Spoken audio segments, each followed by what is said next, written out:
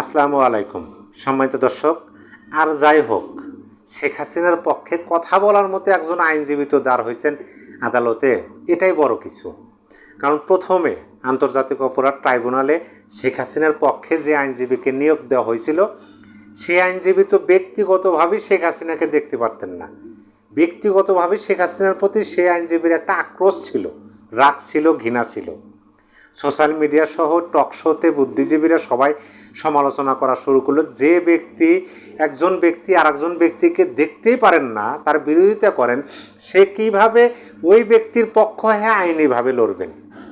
যার পরিপ্রেক্ষিতে সেই আইনজীবীকে সরায়ে আওয়ামীপন্থী একজন আইনজীবী নিয়োগ দেওয়া হয়েছে রাষ্ট্রীয় খরচে শেখ হাসিনার পক্ষে। আজ থেকে কয়েক মাস আগে শেখ হাসিনার বিরুদ্ধে যখন 226টা মামলা হয়, তখন শেখ হাসিনার একটা কল রেকর্ড ভাইরাল হয়। সেই কল রেকর্ডে আমরা বলতে শুনি যে 226 জন তার বিরুদ্ধে মামলা করছেন, তাদেরকে নাকি মারার লাইসেন্স তিনি পেয়ে গেছেন।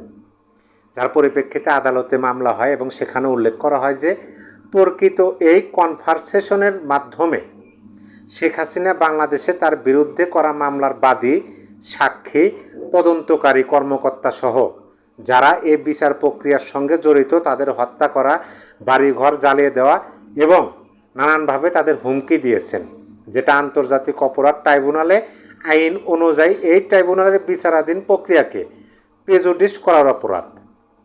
এই অপরাধ চূড়ান্তভাবে প্রমাণিত হয় আন্তর্জাতিক অপরাধ ট্রাইব্যুনাল 1 শেখ হাসিনা ও শাকিল আকন্দ বুলবুলকে দণ্ডিত করেন।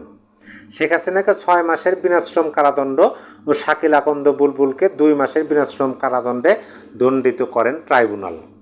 আর সেই রায়ের প্রতি অসন্তোষ জানাইছেন রাষ্ট্রীয় খরচে নিযুক্ত আইনজীবী, অর্থাৎ বর্তমানে যে শেখ হাসিনার পক্ষে নিযুক্ত আইনজীবী আছেন।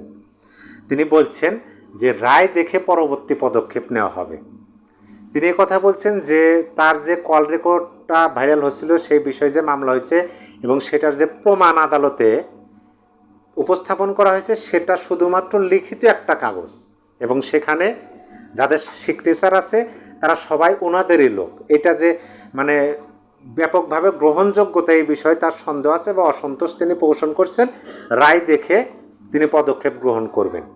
যাই হোক, বিচারের রায় আদালত আইন অনুযায়ী আদালত বিচার করবেন, আইনজীবীরা তাদের বক্তব্য তুলে ধরবেন মহামান্য আদালতের কাছে। কিন্তু সবচেয়ে বড় কথা হলো যে কথা বলার মতো, পক্ষে কথা বলার মতো, পক্ষে যুক্তি তর্ক করার মতো, পক্ষে প্রমাণ তুলে ধরার মতো একজন আইনজীবী তো দাঁড় হইতে পারছেন।